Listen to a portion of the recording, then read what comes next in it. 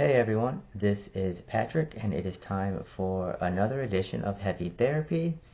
As you see by your ability to read titles, this is my favorite 10 albums of 2023 so far.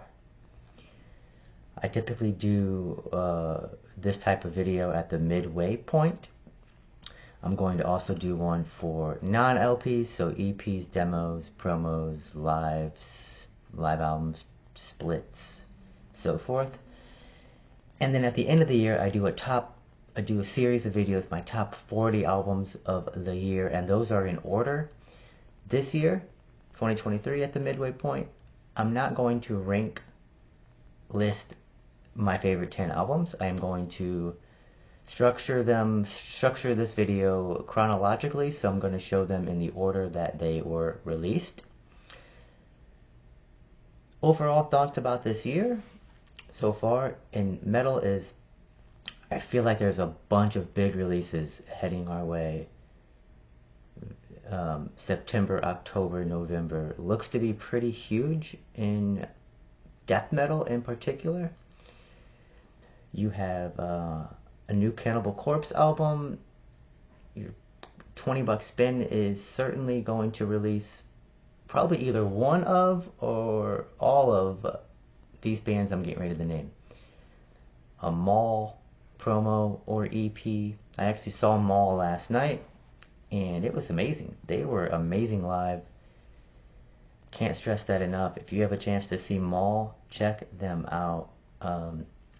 What's his name's vocal performance was amazing. And this venue is not a venue really. It's a bar that has I don't know, I can't really speak about the sound system, but it does seem like the sound system is getting better and better. But yeah, there might be a Maul EP this year, Tomb Mold, Vastum.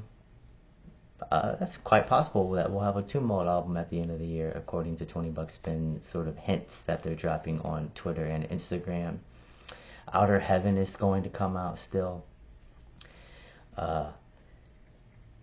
I can't really think of any black metal releases at the top of my head that might still come out this year, but Black Braid is one of them actually. But certainly there's going to be a bunch of extreme metal releases coming our way. And a bunch of surprises, right? As far as the releases that we've seen so far, I have about I'm making my top 40 of the year as I listen to releases throughout the year, and I would say probably there's about 19 releases so far that are very strong, including of course the top 10 I'm going to show you. 19 to 20 really strong releases. I do feel like my mid section of my list so far, about 20 releases, probably could easily be replaced with 20 new releases coming out at the end of the year. Those are albums that I basically are, around the 8 out of 10 range, 7.5 through 8 out of 10 range. But then there's 19 or so albums on my list so far that are 8.5 and above, including these 10 right here, which are closer to, 9 out of 10 and above for the most part. So let's begin. First two albums I'll show you are actually from the same band. This is Altar. One I am holding up now is Anthronomicon.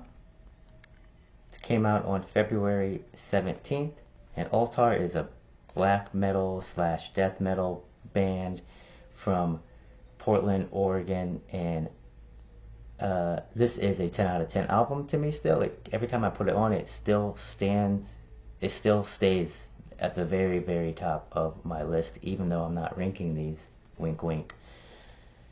Altar Anthronomicon, amazing project. Adremelech meets, that's the kind of death metal I think of, meets sort of Enslaved Frost album as far as the black metal inspiration. You put that in a cauldron, an evil cauldron, and you get Altar. And here's the other album from Altar. So they put out a double release, as we all know and love. This is Helionomicon. Came out the same day. And yeah, this is just 2 tracks here. Each track is about 20 minutes each, and it's still also, man, amazing, amazing release. Maybe throw in Gore Guts as well, and you'll kind of get what Ultar is throwing at you. So up next is actually, I already just noticed that I have them out of order, so let me just go ahead and tell you. This album actually came out in January 10th. I don't have a hard copy of it. I don't even know if it's not out on vinyl. I don't think it might be out on CD, but I want the vinyl. This is Darkened Shade. They are a black metal band from Greece, and the album is called Liber Lucifer 2 Mahapralaya. Just amazing technical black metal, a lot going on in the vocal department, in the drum department, in the riffs, dissonant, technical. It fell a little bit as I listened to it over and over again, but this is a really strong album. Kind of has that behemoth feel a little bit, Imperial Triumphant, even though that's not going to make sense sonically, but Imperial Triumphant in terms of its ambition and maybe even the drum performance. This is kind of jazzy as well, is why I might be thinking of them. Darkened Shade is another one of my favorite albums of the year so far. Okay, back in order. So March 10th, we saw Astriferous release Pulsations from the Black Orb. This band is from Chile, and the more I listen to this, the more this grows and stays in a pretty top spot for me in my top 10 so far. Blood Incantation, Chaosian, very good, cosmic, modern death metal with tons of nods to the old school. Up next, I did a review for this album. This is how you pronounce it apparently. This is Ulwuth from Iceland of Existential Distortion, black metal, some melody, some even, death metal parts, but pretty, this is black metal. It's a warmer production than a lot of, black metal. It's not raw, it's very warm. I think of Dune, Behemoth, Desolate Shrine, and the vocal approach of Wake. Amazing album. Check out my full review. But Ulwuth of Existential Distortion came out on March 17th. Amazing record so far of this year. Next up is a band that I also did a review of. This is amazing. March 31st. This is Aura with their final part of the trilogy that they put out. One album in the last 3 successive years. Aura. It's just one of my favorite modern black metal projects in general. Did a review on this band. Neoclassical in its ambition and in its structure. Amazing tremolo riffs. Vocal approach is super high range. Great production. Aura. This is a very flawless album in my opinion, and yeah, check out Aura, another one of my favorites of the year so far.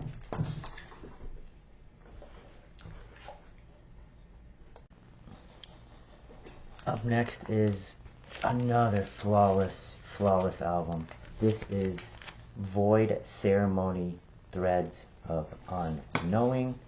This came out on April 14th, and when I sit down with this album and and read the booklet and check out how there's 17 named guitar solos on this album, and there's like 3 or 4 named bass solos, and I'm taking it in and I'm sitting close to my speakers and I have the vinyl down, playing it on vinyl.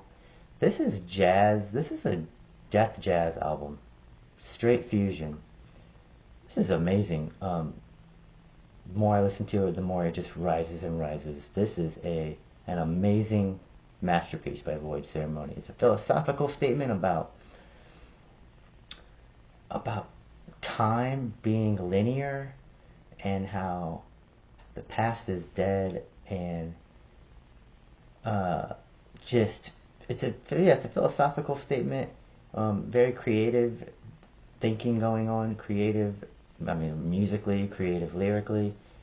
The vocals are actually not the strongest part of this album, but I don't know how I would change them because they almost need to be to showcase the entire picture that they want you to understand.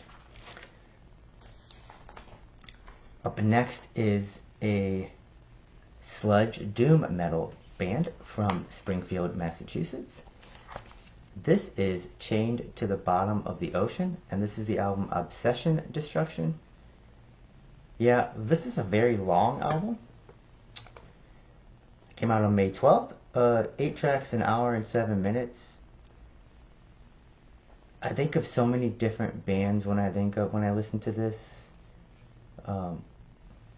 It's funeral doom-ish speed at times, but they know when to speed it up and kind of throw in those punky kind of death parts as well. Love the vocal approach. Sometimes I even think of Deftones, so it has a little bit of like post sludge atmospheric style going on. Extremely heavy. Chained to the Bottom of the Ocean is the band name. Obsession Destruction is the album title. Next up, and I don't have the physical copy of this either, this is Casa Tenny with Opal, one-man project from Minneapolis, Minnesota. This album came out May 26th, and it kind of reminds me of that Hoplite project from China that people like a lot. Technical black metal. If you like Ultar, you actually might like this. There's a lot of microtones going on, apparently. I don't really know what that means, but I understand it in relation to albums that don't have it, I'll put it that way. Tons of different sort of note choices and being played all throughout the album. I hear some Middle Eastern melodies, I believe.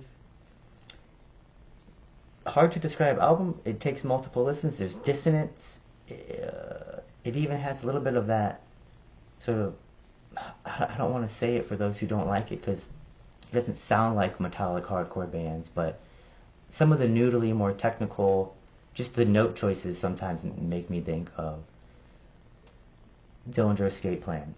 But this is a pure black metal album at the same time. Check out Casa Tenny with Opal. Out on Willow Tip Records, which isn't something that they don't usually put out stuff like this, at least from my minimal experience. And finally, this came out on June 9th. Man, I love this album. This is Torture Rack with Primeval Onslaught. This features members of Witch Vomit. The drummer of Ignitum is on this album. Members of Cerebral Rot as well, maybe. Amazing group of musicians. I love all the stuff that those bands put out, that those members put out. This is just no holds barred, groovy, headbanging death metal. Simple, bludgeoning, catchy. You like stuff like Necrot, Witch Vomit, Untergang. You're gonna like Torture Rag. Those are my favorite 10 albums of the year so far. Put your list in the comments. I'd love to see it. And let's listen to 6 months more of 2023 releases and do this again at the end of the year, but this time in order. Talk to you all later, and remember, stay heavy.